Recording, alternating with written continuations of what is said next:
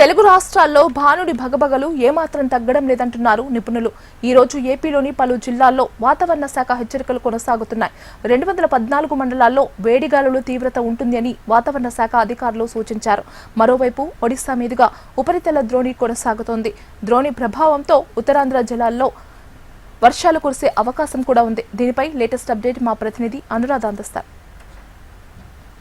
ఎండలు అంటున్నారు. ప్రజలు బయటకు వస్తే కనుక అసలు ఉక్కపోత వాతావరణం, ఎండల తీవ్రత, వేడి గాల్పులు, అసలు వాతావరణంలో ఏం జరుగుతుంది అన్న ఒక ఆలోచన అసలు అందరినీ కూడా డిస్టర్బ్ చేసేస్తుంది. బయటకు వస్తే కనుక ఎండల తీవ్రతకి డిహైడ్రేట్ అయిపోతున్న పరిస్థితి కనిపిస్తుంది.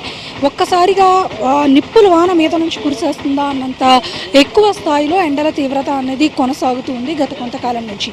ప్రస్తుతం చూసుకుంటే కనుక చాలా ఉక్కపోత వాతావరణం ఉంది. వేసుకున్న డ్రెస్లు ఒక గంటలా తడిచిపోతున్న పరిస్థితి ఉంది. అంటే ఇలాంటి ఉక్కపోత వాతావరణం, హ్యూమిడిటీ ఇవన్నీ ఉంటే కనుక అసలు ఎలా ఉంటుందనంటే, అంటే మనం బయటికి డైరెక్ట్గా ఎండకి ఎక్స్పోజ్ అవ్వకపోయినప్పటికీ కూడా మన శరీరం ఏదైతే తన సొంతంగా శరీరం చల్లబరుచుకునే ఒక సిస్టమ్ మన బాడీకి ఉంటుంది. కానీ ఇంత మించి అంటే 45 డిగ్రీలు మించి ఉష్ణోగ్రతలు నమోదైతే కనుక ఆ సిస్టమ్ డిస్టర్బ్ అయితే ఖచ్చితంగా సన్ స్ట్రోక్కి గురయ్యే అవకాశం ఉంటుంది. దీంతో విశాఖలో ప్రజలైతే మాత్రం అల్లాడిపోతున్న పరిస్థితి కనిపిస్తుంది. ఇక్కడ కొంతమంది మనతో ఉన్నారు, ఒకసారి మాట్లాడదాం వారితో. అండి, చూస్తే కనుక ఎండల తీవ్రత చాలా ఎక్కువగా ఉంది. అసలు బయటికి రావాలంటే భయపడుతున్నాం. చెమటలు, ఉక్కపోత, అసలు వేడి వాతావరణం. ఏంటి సార్, అంటే వెదర్ కండిషన్స్లో చేంజింగ్స్ మీరు చూస్తున్నారా? లాస్ట్ టైంకి ఇప్పటికి ఏమైనా? చాలా హెవీగా ఉన్నాయండి ఎండలు. మార్నింగ్ అసలు ఎంతటి విపరీతమైన ఉక్కపోతున్నదంటే బాడీ ఫుల్ సెట్ అయిపోతుంది, డిహైడ్రేట్ అయిపోతున్నాం మనుషులందరూ. చాలా ఘోరంగా ఉన్నది. పెద్దవాళ్ళు, చిన్నపిల్లల దగ్గర నుంచి అందరూ కూడా ఉదయం నుండి సాయంత్రం వరకు కూడా ఎండ చల్లబరే వరకు కూడా మంచినీళ్ళు, ద్రవ పదార్థాలు ఎక్కువ తీసుకుంటూ ఉంటే కొంచెం ఈ డిహైడ్రేట్ నుంచి బయటపడవచ్చు, వడదెబ్బ నుంచి కూడా బయటపడవచ్చు.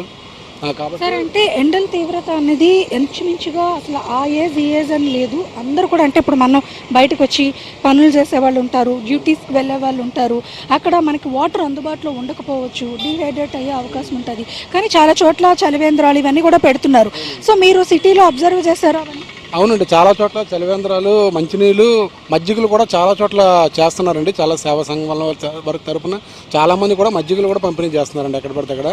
ఈ ప్రజలు కూడా తప్పని పరిస్థితుల్లో బయటకు వచ్చేటప్పుడు ఇలాంటివన్నీ కూడా మనం తీసుకుంటే ఆ ఎండ నుంచి మళ్ళీ ఇంటికి వెళ్ళేలోపు మనకు ఉపశమనం కూడా కలుగుతుంది. కాబట్టి ఎక్కడ మనకి ఎంత లిక్విడ్స్ తీసుకుంటే అంతవరకు కూడా మనకు చాలా వరకు మంచిది.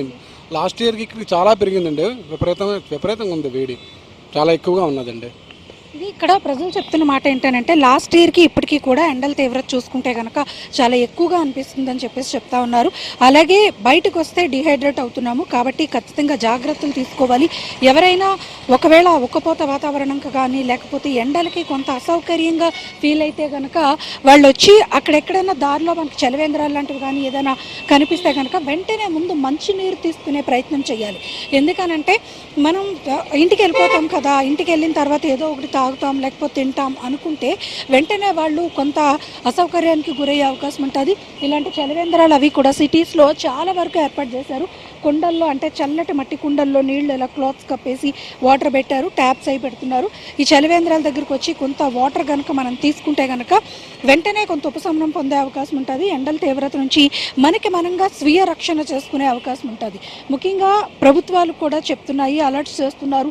సిటీస్లో చలివేంద్రాలు పెట్టడం, గ్రీన్ షెల్టర్స్ వేయడం, ఇవన్నీ కూడా వాళ్ళు కూడా చేస్తున్నారు. అదే సమయంలో ఇటు విపత్తుల శాఖ, అటు వాతావరణ శాఖ కూడా అలర్ట్స్ చేస్తుంది. ఈ అలర్ట్స్ చేసిన సమయంలో ఖచ్చితంగా ప్రజలైతే మాత్రం జాగ్రత్తలు తీసుకోవాలి. వేడి వాతావరణంకి ఎక్స్పోజ్ కాకుండా కొంత వాటర్ తీసుకోవడం, ఎక్కువగా మంచినీరు తాగడం, కాటన్ డ్రెస్సెస్ వేసుకోవడం, ఇలాంటివన్నీ కూడా చేసుకుంటే కనుక కొంత మనంగా స్వీయ రక్షణ పొందే అవకాశం ఉంటుంది. డిహైడ్రేట్ నుంచి మనం బయటపడే అవకాశం ఉంటుంది. ముఖ్యంగా నిన్నటి నుంచి కనుక చూసుకుంటే కనుక వాతావరణంలో అంటే ఉష్ణోగ్రతల శాతం 45 డిగ్రీలు అలా, అంటే 42 డిగ్రీలు అలా రికార్డ్స్లో నమోదైతే కనుక మన శరీరం హ్యూమిడిటీతో కలుపుకొని చెమట సిస్టమ్ అనేది బయటకు వచ్చేస్తుంది.